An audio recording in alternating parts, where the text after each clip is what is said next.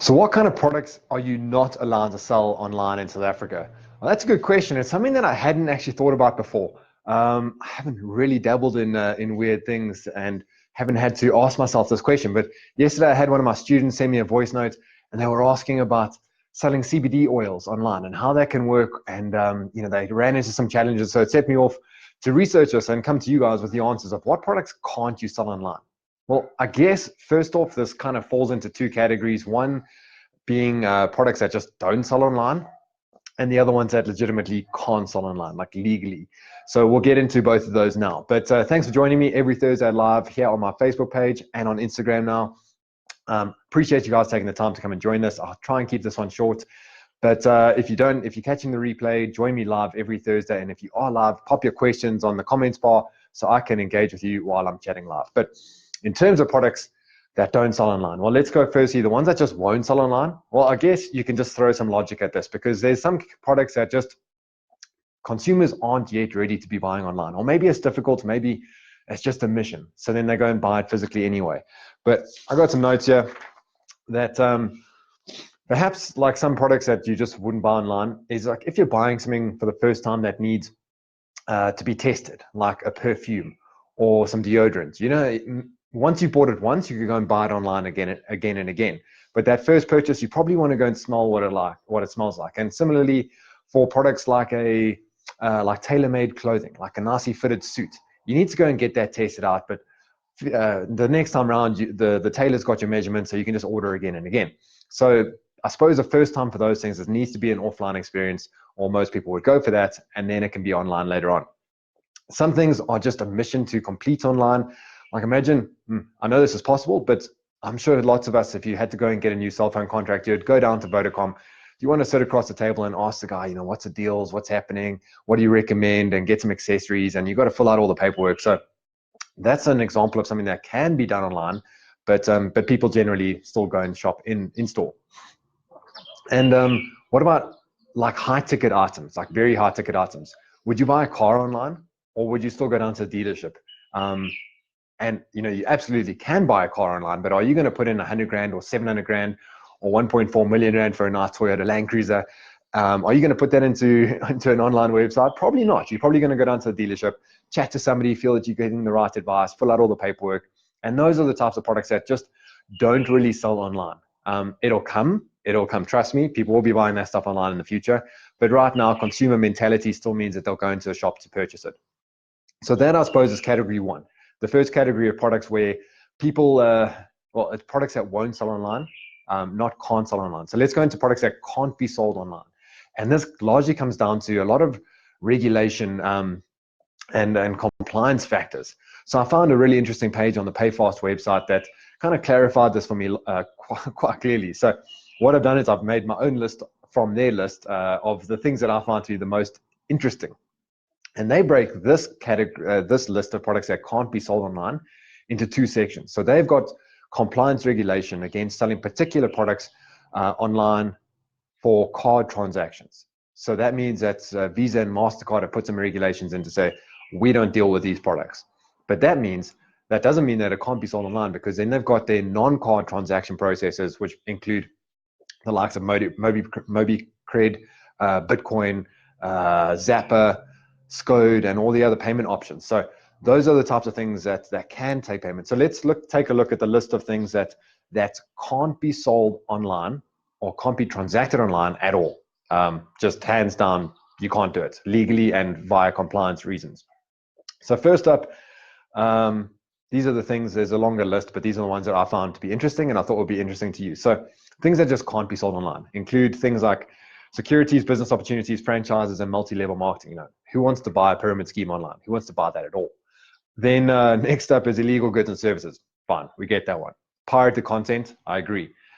Independent financial advisor services, that's a stickler if that's what you're selling, but I suppose that's the type of thing people would want to buy in person anyway. Adult entertainment, yeah, I get it. The travel-related services, that's a tough one if you're in that industry. Prescription and non-prescription medicines, I get it, because that needs to be sold or prescribed to you by a doctor. Non-controlled substances or herbs and botanicals used to imitate the effects of actual controlled substances. So this is an interesting one, and I'll come back to this. And the last point on this list is tobacco and tobacco accessories, which I get it. Now they've got this list of products that can be sold online, but not via credit card. So Visa and MasterCard have said no, but we've still got MobiCred, Zapper, SnapScan, and we've got Bitcoin payments and SCODE. So you can still sell this stuff online. So this includes bureau de change, so changing money, commodity investments, and cryptocurrency. But then it gets interesting because the last two items, point number 4 is hemp and CBD products, which I spoke about at the beginning of this. And the last one being e-cigarettes, vaping, and vaping accessories.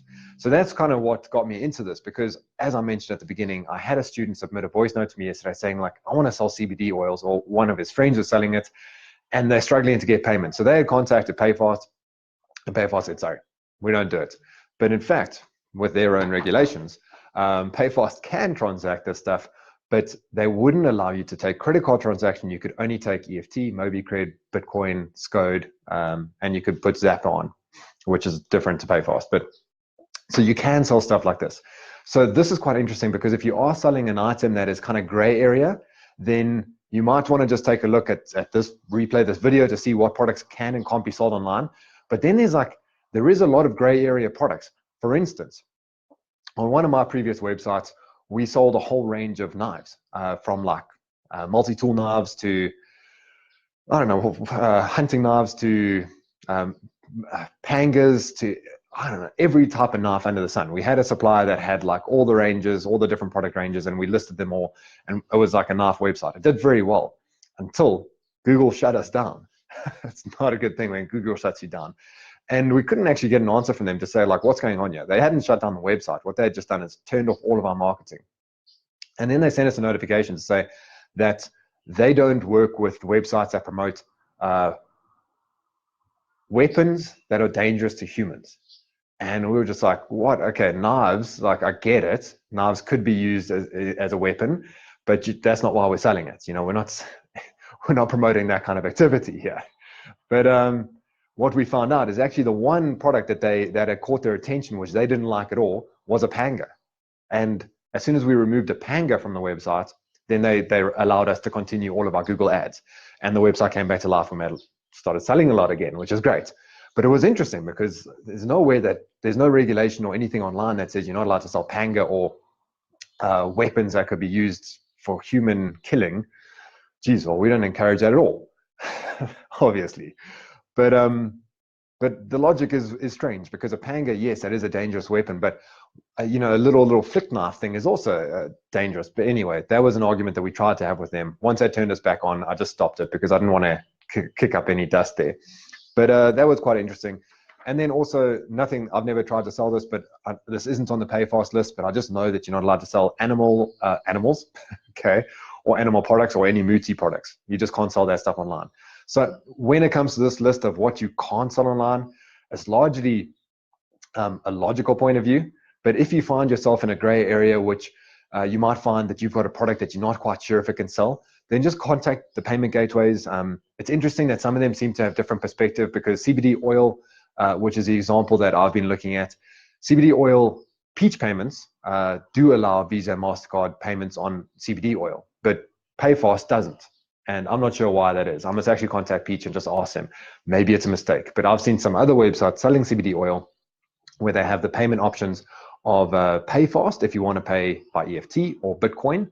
And then they've got Peach payments if you want to pay by Visa or MasterCard. Maybe they just actually slid that one through. They didn't tell the payment gateway what they were selling. So it's quite interesting. I've actually found this to be quite an interesting exercise of what you can and cannot sell online in South Africa. A lot of it is pretty logical. No illegal stuff. I think we're all on the same page there.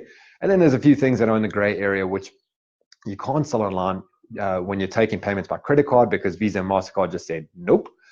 But you can sell those items using alternative payment gateway methods. So that's quite interesting. I enjoyed this one. I hope you guys did too. And like I said, tried to keep it nice and short for you guys. So that's it for today. If you have any questions, or you have some topics or questions that you'd like to suggest for a future live, I'm live every Thursday, 10 o'clock. If you've got some questions, send it to me and I'll pick it up. And I'll chat to you guys next week, Thursday, 10 o'clock. Otherwise, I'll see you in the Facebook groups. Chat to you guys later. Cheers for now. It always takes so long to turn these off. Oh no, it's still live.